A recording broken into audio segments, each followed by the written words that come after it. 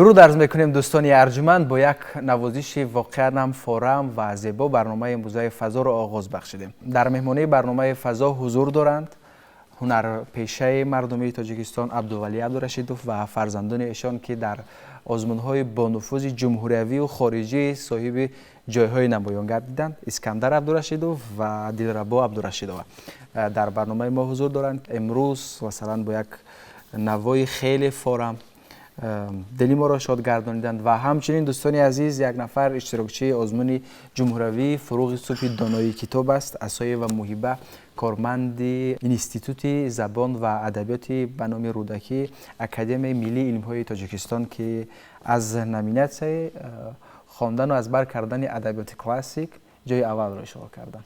خب من سراول مبارک میگویم شما را برای به دست آوردن غالبیت. من فکر میکنم که در این آزمون‌های با نفوذ به دست آوردن غالبیت، صاحب جای گردیدن، این کاری سهل نیست.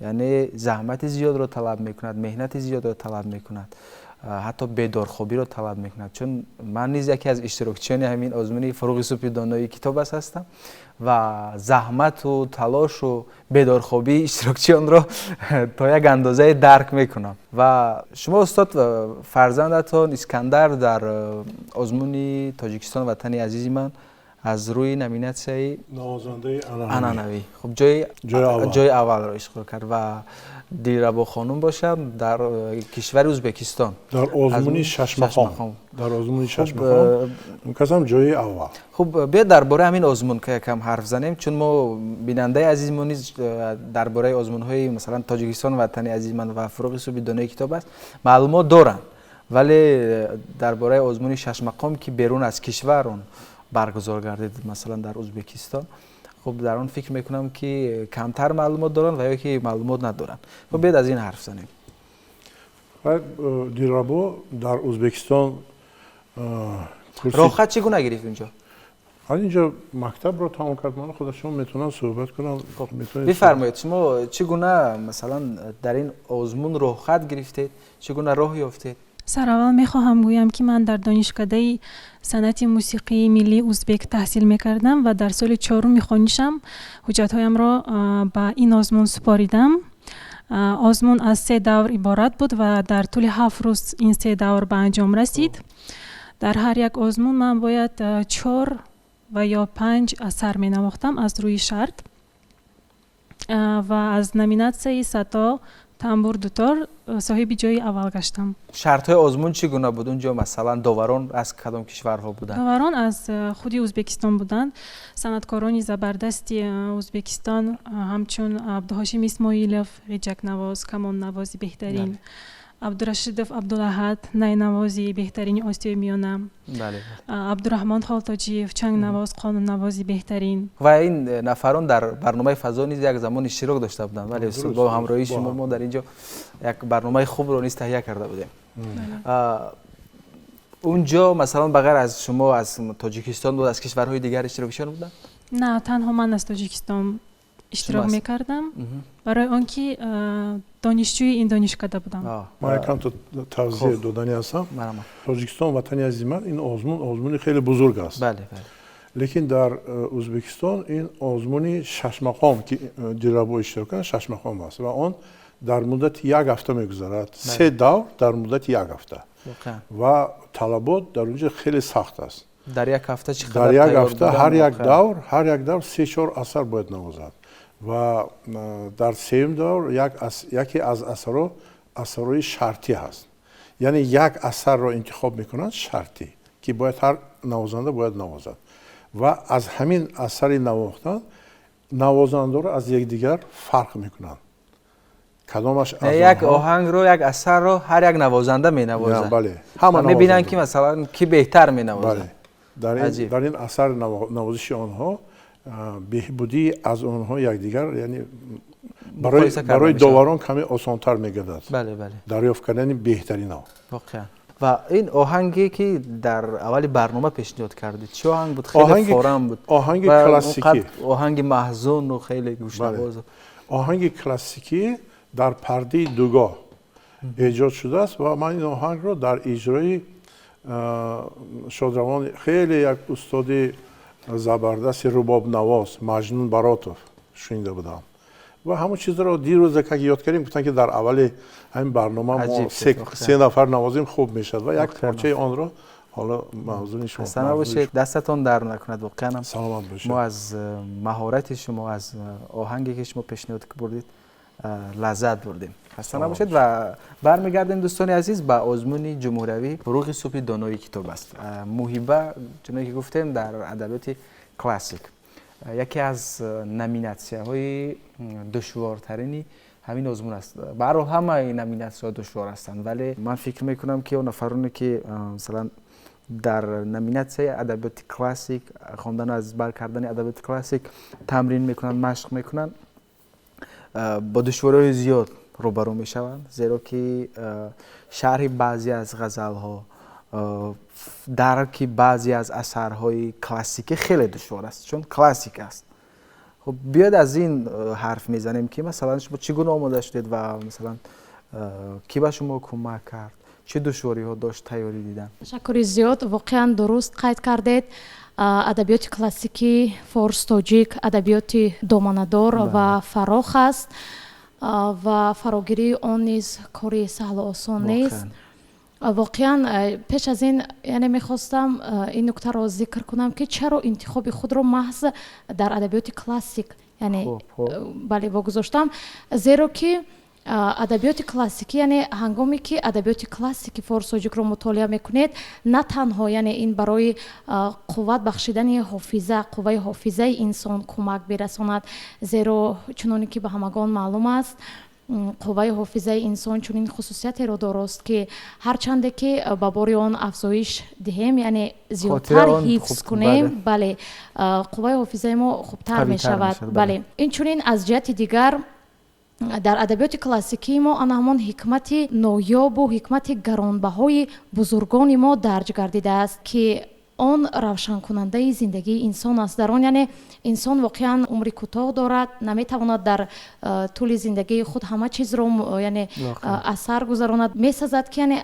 با خواندن ادبیات کلاسیکی، با فراگیری ادبیات کلاسیک آن همان تجربیات گذشتگان خود را مطالعه نماید و در آینه آن خود را ببیند و تمام پهلوهای زندگی را نظر کند و برای خود برداشت معنوی بردارد.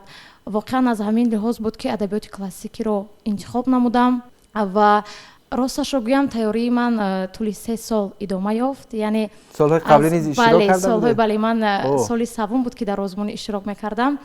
هنگامی که دیزومنامه نخستین آزمون تصدیق یافت تصمیم گرفتم که در همین ادبیات یعنی اشتراک نمایم، زیرا که محبت فطری بود. یعنی از آوان خردسالی من با ادبیات کلاسیکی شوق و رغبت بی اندازه داشتم، گرچند آن زمان هنوز با مفهوم تمام غزلیات ادیبان بزرگ ما صرفم نمی رفتم و درک همان کودکانه خود را داشتم، ولی به هر حال با طریقی که یعنی درک بکردم برای خود حاصل می برداشتم این ادبیات رو دوست داشتم و از همین لحاظ تصمیم گرفتم که در همین نامینه اشتراک ورزم و هر سالی که من اشتراک میکردم باز هم آن روی خط ادبیات خود را تکمیل میدادم با یعنی با جستجوهای نوبتی بپرداختم. البته دل شکسته نمیشدم، زیرا چنانی که حافظ بزرگوار در یکی از غزلهای خود میگوید، میخوام شاهبیت از غزل حافظ بزرگوار اقتباس آورم که میگوید دست از طلب ندارم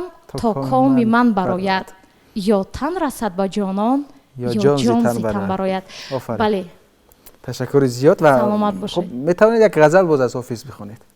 البته. فاش میگویم و از گفته خود دلشادم، بنده عشقم و از هر دو جهان آزادم، طایر گلشن قدسم چی دهم شرح فراق، که در این دامگه حادثه چون افتادم، من ملک بودم و فردوسی بر این جایم بود، آدم آورد در این دیر خراب آبادم، سایه توبی و دلجویی هور و لب حوض، به هوای سر کوی تو برفت از یادم،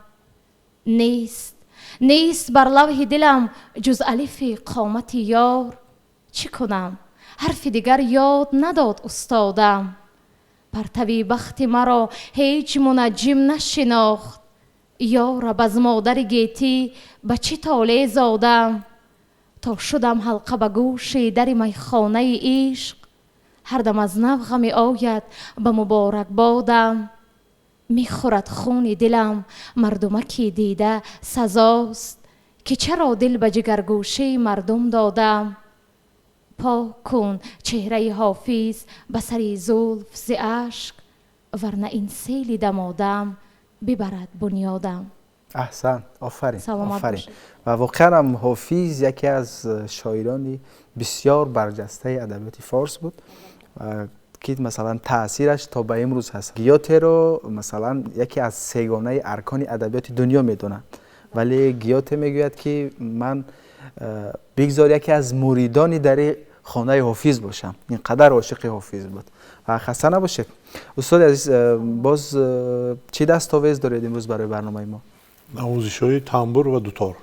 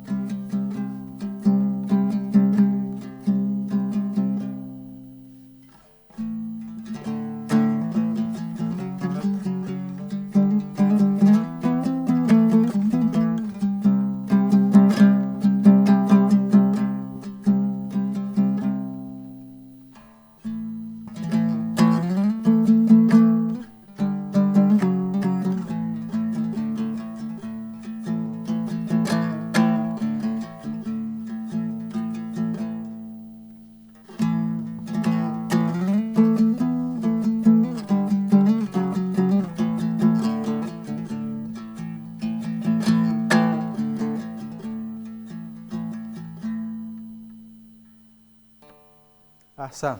آفرین. خسته نباشید. گفتید 4 سال در کشور ازبکستان تحصیل دارید. تمام کردید اونجا رو؟ بله تمام کردم و حالا باشد در ماگیستراتورا در کورس یکمی ماگیستراتورا تحصیل کرده ایستادم در همین رشته در ساحه دوتار.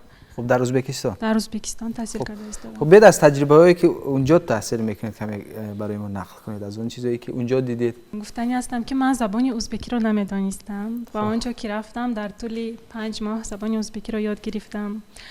اونجا که تاجیکی هم زیاد حرف میزنن نه؟ بله، سمرقندی ها، بخارایی ها با زبان تاجیکی. این دانشگاه شما در کجا است؟ دانشگاه ما در شهر تاشکند می باشد. در آنجا من از استادان بزرگ درس گرفتم به مثل ملکه زیایی و هنرپیشه شایسته جمهوری ازبکستان استادی من می باشند. فرزندشان فرنگی زیایی و ایلیاس عربوف دوتارچی بهترین درس آموختم. در آنجا مقام های فرغانه تاشکند، خوارزم، مقام های خوارزم را از خود کردم و حاضر باشد از باز همان استادی ملکه زیایوا اسلوبی اجرا در دوتار اسلوبی فخرالدین صادقوف را یاد گرفته ایستادم. خب برای من یک چیز عجیب است. این انتخاب شما بود که باید بچه‌ها این راه را انتخاب کنند یا اینکه خواهش خودشان بود؟ فضای اویلوی که موسیقی بود، هم از موسیقی میگفتن. شما خودتون جواب میدید استاد بچه‌ها جواب دادن؟ من جواب میدم که انتخاب خودشون بود. انتخاب خودی ما میباشد. میدونید من فکر میکنم که هر پدر و مادر در اندیشه آن هستند که یک راهی خوبی پیشه کنند و زندگیش خوب برند. ما اکنون نیت داریم، آرزو داریم که متخصص خوب باشند، در اینجا بیان بعد کارهای خودشون در اینجا در تاجیکستان دوام دهند و همچون نوازنده خوب، هنرمند خوب، همچون آموزگار خوب فردا برای خلقمون خدمت کنند در رشد نمایی همین صنعت ملی ما. تشکر زیاد. خسته نباشید استاد. و محیب خان میخواستم بفهمم که شما از نثر کلاسیکی چی را خواندید؟ در ژانر نثر شروع کردم از همان نثر گرانارزش که پایه اساسی نثر کلاسیکی ما رو تشکیل میدهد. من در نظر دارم نثر اثرهای اساطیری رو و بعداً نثر روایتی رو و پس از اون با خواندن نثر یعنی تالیفی شروع کردم. چرا از نثر اساطیری شروع کردم؟ زیرا سرچشمه اکثریت یعنی اثرهای تالیفی، نثرهای تالیفی همون اثرهای اساطیری ما میباشند از قبیلی که بله که در صدد آنها البته کتاب بزرگ زردشتیان کتاب اوستا می ایستد. یعنی همون اثر بیزوال شاهنامه ابوالقاسم فردوسی که قبل از ابوالقاسم فردوسی بزرگان دیگر با مثل منصور دقیقی یعنی شاهنامه ایجاد کرده بودند. سرچشمه همین شاهنامه ها هم همون کتاب بزرگ اوستا می باشد و در کتاب ابوالقاسم فردوسی در شاهنامه بیزوال ابوالقاسم فردوسی اصلا ستایش می شود در اکثر مواردها خیرات که سرچشمه آن نیز همون نوشتجات های کتاب اوستا می باشد. یعنی در اوستا خیرات بسیار ذکر شده است و ابوالقاسم فردوسی نیز همون گفته ها را بر رشته نظم کشیده است و عیناً آنها را در شاهنامه خود آورده است که یعنی جاویدانه گردیدند. خب همون نثر روایتی گفتید از بله نثر روایتی باشد. در یعنی از نثر روایتی همون اثرهای ماندگاری چهار درویش، دارابنامه، ابو مسلم نامه، سینباد نامه، کتابی بله توتی نامه، جامع الحکایات خیلی که شما ذکر کردید، یعنی اینها اثرهای می باشند، اثرهای نثری هستند و آنها یعنی زمینه گذار هستند برای یعنی بعداً تکامل یافتن ادبیات من بعدی فارس تاجیک. واقعا نه تنها من فکر میکنم که این ادبیات کلاسیکی ما مثلا نثر کلاسیکی ما برای من بعد تاثیر گذاشت. فکر میکنم که در ادبیات جهانی تاثیر نثر کلاسیکی ما خیلی زیاد است. مثلا اگر سبک گابریل گارسیا مارکز رو ما اگر مشاهده کنیم عیناً از سبک هزار و یک شب است. استفاده صنعتی تکرار، استفاده مثلا قصه اندر قصه و حالتهای دیگری هست که من فکر میکنم که تاثیرش از ادبیات کلاسیکی ما است که این چیز زیاد در ادبیات مثلا معاصر دنیا احساس کرده می شود و امروز مثلا اثرهای ماندگار زیادی رو در ادبیات جهان می آفرند که تاثیرش محض از شرق است، از ادبیات کلاسیکی ما است که مثلا فکر میکنم که در اساس آموختن، در اساس مطالعه این چیزا روی کار اومده است. درست قید کردید. واقعا همون کتابی 1001 شب که اون رو اصلا بعداً به قلم بعضی نویسندگان عرب یعنی متعلق دانستند، زیرا در آن یعنی اون رو حکایه های نو را وارد کردن. اصل اون 1000 افسانه فارسی تاجیکی می باشد و ادیبان زیاد رجوع کردند. ادیبان من در نظر دارم محققان، دانشمندان و خلاصه ادیبان یعنی غربی زیاد رجوع کردند و ادبیات ما، ادبیات اساطیری ما را آموختند، نثر روایتی ما را آموختند، ادبیات کلاسیکی را یعنی تفسیر کردند و بعدا ما میتوانیم تاثیر همین ادبیات را در آثار ایشان بر اعلام مشاهده نماییم. شکسپیر، لیلی و مجنون و رومیو و جولیت، آنقدر این دو اثر به هم مانند صحنه ها. مثلا شکسپیر در کدام عصر بود؟ مثلا لیلی و مجنون رو که عبدالرحمن جامی بود پیش از این نوشته بودن. واقعا نثری ادبیات کلاسیکی بود در تاثیر ادبیات جهان خیلی زیاد است. تشکر زیاد، واقعا آفرین به شما که مطالعه زیاد داشتید در برابر ادبیات، همچنین کتاب‌های علمی زیاد رو مطالعه ساختید و این خوب است که انسان بعد از خواندن زیاد به مقایسه و به تحلیل می‌گذرد. تشکر زیاد و باز هم به ساز موسیقی می‌گذاریم استاد. خب دستاویز نوبتی شما چی است؟ تنبور چی موسیقی می‌نوازی؟ من سرخبار و اوفر اشوای را اجرا می‌کنم. خب بفرمایید. مرحبا.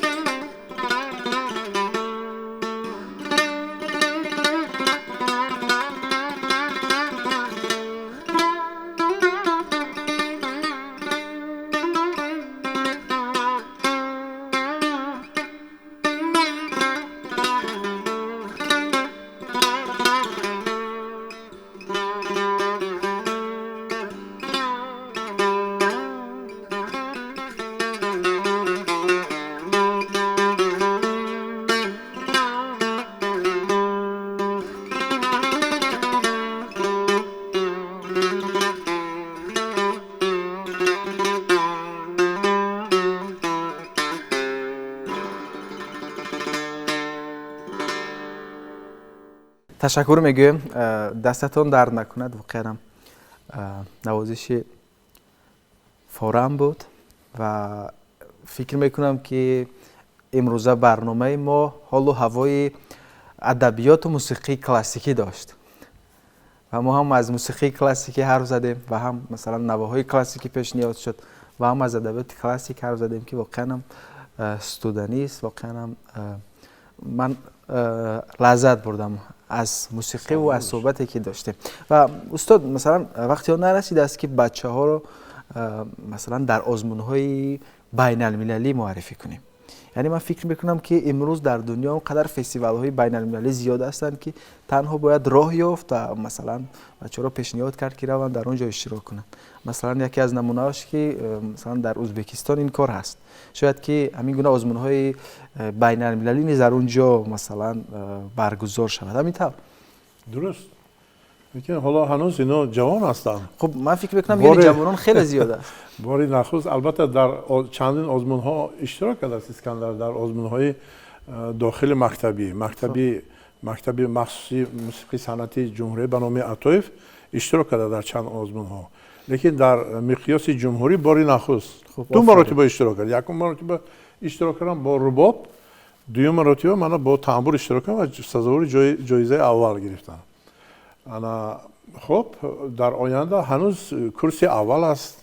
حالا البته ما کوشش داریم که آنها یک علم خوب گیرن، هنر خوب، هنرشون رو سایقل بدهند و من بعد در مقیاس جهانی آزمون های بین المللی برای اشتراک کنند. من ختم کنندگان ما، خوانندگان اکادمی ما در چندین آزمون های بین المللی اشتراک کرده صاحب جایزه شدند. مثلا در یکی از آلبوم های ما اکادمی مقام با عنوان مقام سلسله مقام راست ما اجرا کردیم، ثبت کردیم و این آلبوم در واشنگتن سال 2006 صاحب جایزه گرمی گشت که در آسیای مرکزی مثلا من 65مین سالگرد من رفته ایستاده در آسیای مرکزی تنها ما در تاجیکستان بودیم و من فهمیدم که گویا که در سال گذشته از قزاقستان در نامیناسی اپراوی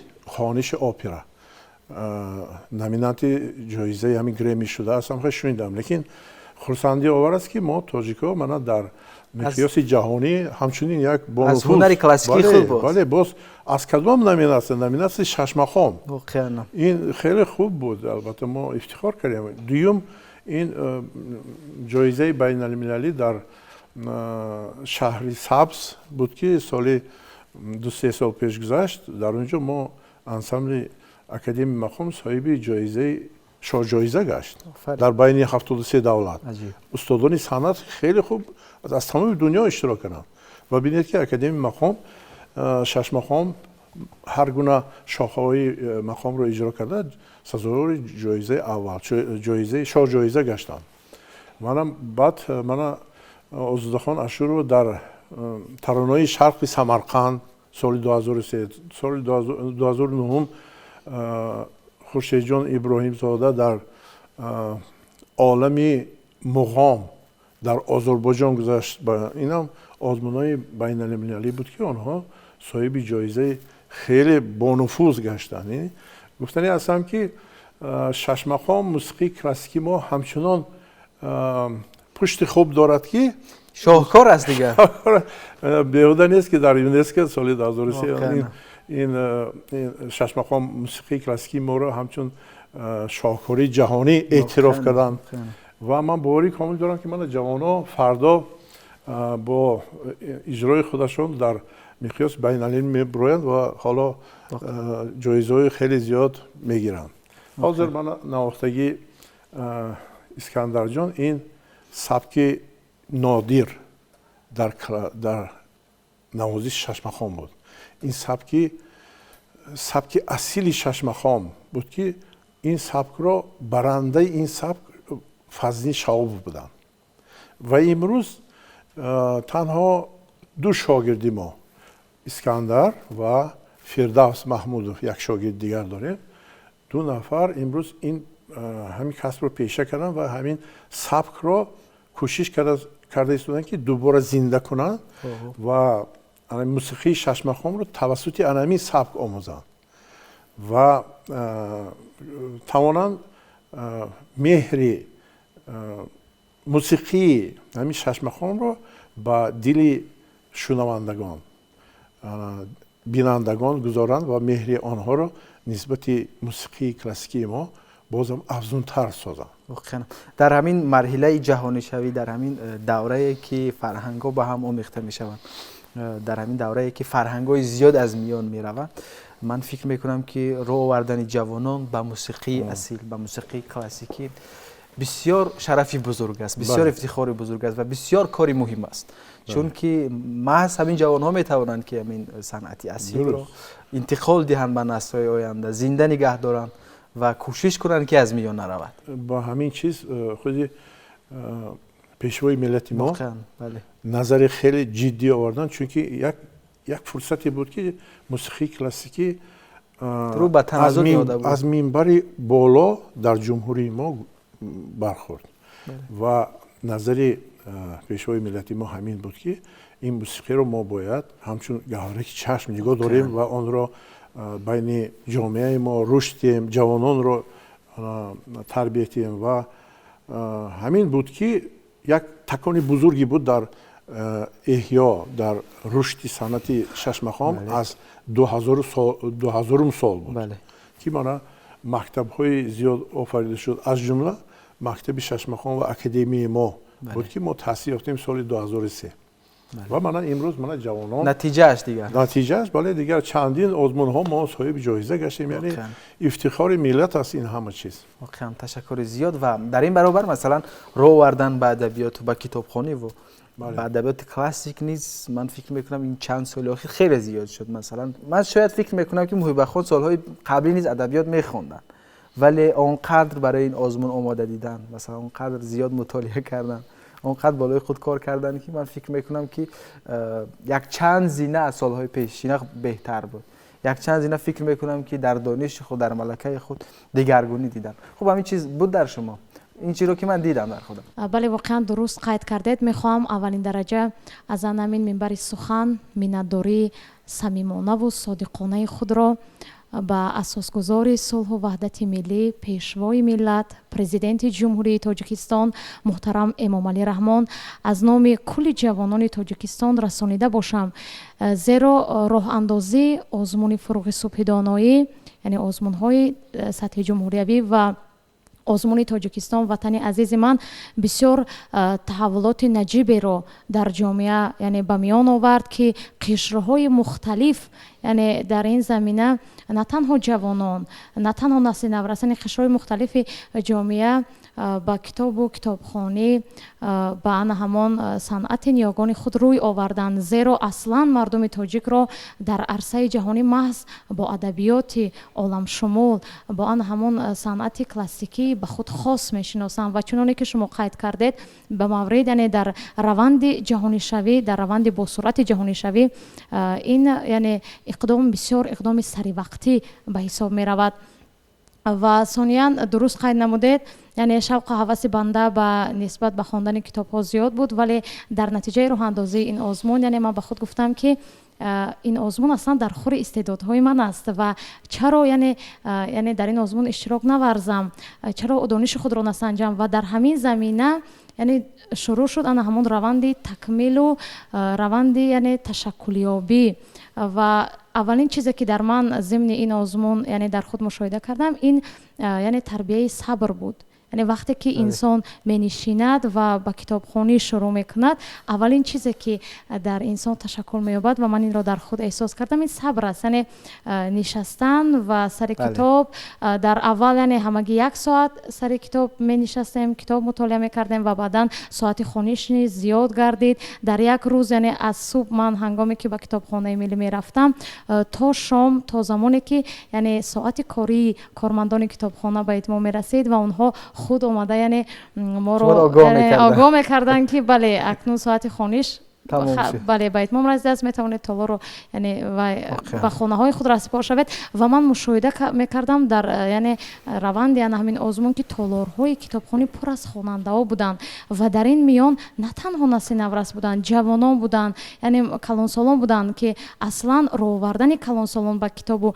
китобхонӣ ин бисёр як яъне падидаи хуб аст, зеро яъне калонсолон дар шахсияти модар, падар, яъне модар-бузург, падар-бузург ҳангоме ки ба китобхонӣ рӯ меоваранд, яъне дар ана ҳамин муҳити китобхонӣ тарбия меёбанд, ташаккул меёбанд фарзандони эшон ва ҳангоме ки яъне падару модар ва калонсолон дар хонавода яъне китобхон ҳастанд, шавқу рағбати китобхонии ҷавонон низ аз ин яъне хурдсолон низ бале аз ана ҳамин яъне зиёд мегардад нисбати китобхонӣ ва бояд гӯям ки дар яъне озмуни фурӯғи субҳи доноӣ бар он мусоидат кард ки гарчанде ман яъне якчанд соли охир аз адабиёт дар соҳаи адабиёт ҳамчун мутахассис каме дур монда бошам, вале боз ба ҳамин чиз баргардам, яъне мутолиаи худро бештар созам, ҷаҳонбинии худро васеъ созам ва ман бисёр аз ташкилкунандагони ин озмун миннатдор ҳастам. ташаккури зиёд. ман фикр мекунам ки ҳар нафаре ки дар ин озмун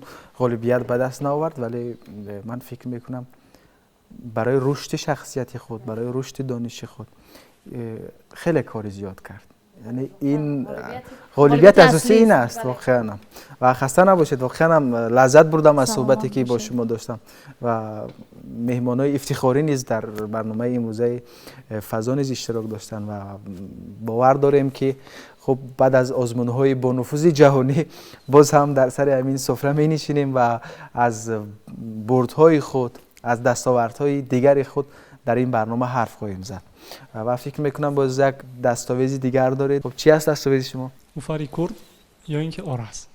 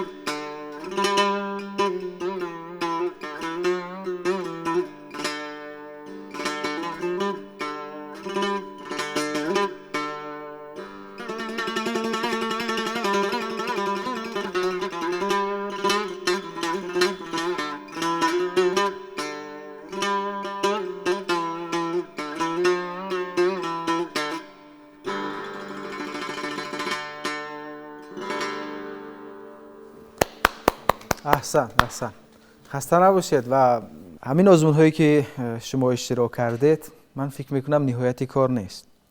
یعنی این آزمون ها هدف های بزرگتر، مقصد های بزرگتر را پیش روی مثلا جوانان گذاشته است.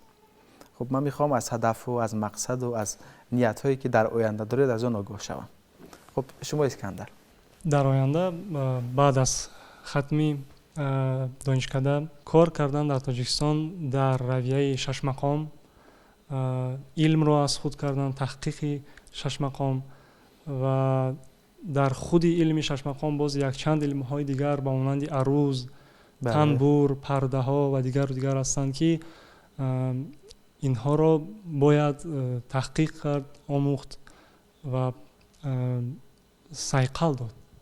و من در آینده کوشش میکنم که هم از جهت علمی و هم از جهت عملی نیز نواختن 6 مقام و غیره و غیره.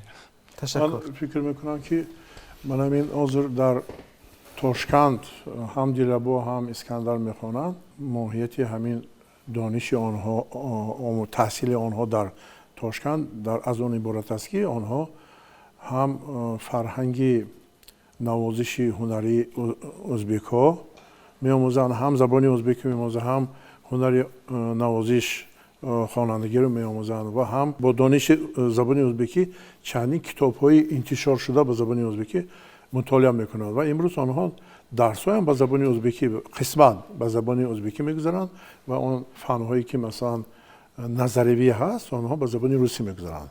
بعضا آموزگارا زبان تاجیکی خوب میدونن، آنها به زبان تاجیکی هم کمک میرسانند البته. و ماهیت همین است که من همین متخصصی که متخصصی مکمل در ساحه 6 مقام همون شخص شده میتواند که آن زبان ازبکی و تاجیکی رو خوب باید داند، چون که ادبیات ها بیشتر به زبان ازبکی و تاجیکی. بله. گرچندی که در عصر 21 ما باید زبان‌های روسی و انگلیسی رو خوب دانیم، غیر روسی و انگلیسی بر نظر دارم که در ساحه 6 مقام زبان تاجیکی یا ازبکی باید خوب دانست، چون که من همین کتاب‌هایی که مثلا امروز در ازبکستان بسیار در خصوص 6 مقام می‌نویسند، مقاله‌ها، مونوگرافی و مثلا رساله‌های علمی می‌نویسند، اون رو چه مطالعه باید کرد؟ باید زبان رو باید دانست و فرقیت 6 مقام ما از آنها، از مقام‌های فرغانه، از مقام‌های خوارزم درک کردن نکرد. برای همین این هم زبان هم هنری که آنها در اونجا حاضر پیدا میکنند فردا بر فایده من فرهنگ ما و برای رشد و نموی هم ایجاد، هم اجرا، هم دانش کمک میرساند و هم برای تربیه نسل نورس. بله. هم نازکی‌های موسیقی 6 مقام، هم مقام‌های فرغانه، هم خوارزم رو شرح داده میتونن، تحلیل نموده میتونن. هم من در حضور چیزی که گفتن در ساحه علم و هنر باز ادامه دادن میخوان فعالیت خودش. اینجا که سخن از هدف و مقصد رفت، میخوام سخن خود را از همون شعر شاگردانه ایجاد نمودم در یعنی موضوع هدف مقصد یعنی شروع نمویم که چنین است: گر تو را مقصد طلبگاری اوست، از خدا پرسیدن کمک نکوست. کشتی در بندر پی قصد بد است، باد آسایش بر او نبود درست. تیر مگذار از کمان بیرون رود، گر نشانش راست نبود از نخست. واقعا میخواهم گویم که پیش از یعنی هدف و مقصدی را گذاشتن اول باید دقت نماییم که یعنی هدف ما تا چه اندازه درست گذاشته شده است و در خور استعدادهای ما است و در آینده برای منفعت ملت و وطن ما یعنی چه سهمی میتواند گذارد. و چون که شما قید کردید واقعا این هنوز آخری کار نیست، هدف و مقصدهای ما زیاد هستند. تشکر زیاد. و فکر میکنم که با همین ما هم به انتهای برنامه رسیدیم. یک برنامه خوبی داشتیم با حضور شما که هم صحبتی خوب بود و هم نوازش های فورم پیشنهاد شد و با یک نوازش فورم با یک موسیقی دلنشین و برنامه امروزه حسنی انجام میبخشیم که دلربا خان پیشنهادی ما میکند. و دوستان عزیز، در انتهای برنامه به شما یک زندگی آسایشته، بی‌غم و پر از نشاط را تمنا داریم. تا دیدارهای دیگر، سربلند باشید.